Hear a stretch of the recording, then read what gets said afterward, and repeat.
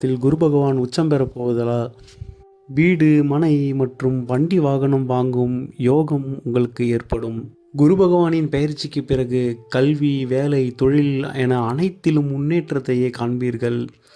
சகல சௌபாக்கியங்களும் உங்களை வந்தடையும். உங்களின் 9ஆம் இடத்து அதிபதியான பாக்கியாதிபதி குரு பகவான் உச்சம் பெறுவது ஐஸ்வர்யத்தை ஏற்படுத்தும். உங்களின் ஆசைகள் நிறைவேறப் போகின்றன.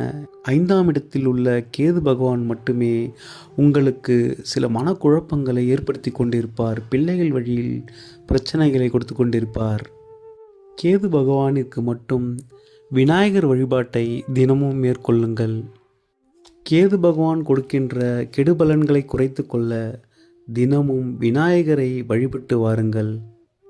தும்பிக்கை உடையவனே, துணையாகச் செல்பவனே, நம்பிக்கை கொண்டு நான் உன்னை தொழுகின்றேன்.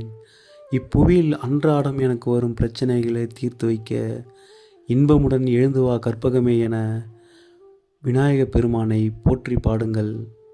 தினமும் காலையில் விநாயகரை வழிபட்டு செல்வது சனி பகவான் மற்றும் கேது பகவானின் கெடுபலன்களிலிருந்து உங்களை காக்கும். 7.5 சனியின் காலம் முடியும் வரை சனிக்கிழமைகளில் அசைவ உணவை தவிர்த்து விடுங்கள். கருப்பு நிற ஆடைகள் அணிவதை தவிர்த்து விடுங்கள். இவை உங்களுக்கு ஏற்படுகின்ற எதிர்மறை எண்ணங்களை குறைத்து சனி பகவானால் ஏற்படும் தீமைகளின் அளவை குறைக்கும். பகவான் பிரம்மாண்டத்திற்கு காரகர் ஆவார். அவர் உங்கள் 11ஆம் வீட்டில் அடுத்த 1 வருட காலம் சஞ்சரிக்கப் போகிறார். இந்த காலகட்டத்தை சிறப்பாக பயன்படுத்தி கொள்ளுங்கள். நீங்கள் எவ்வளவு முயற்சி செய்கிறீர்களோ அவ்வளவுக்கும் நீங்கள் அதற்கான லாபத்தை அனுபவிப்பீர்கள். நன்றி.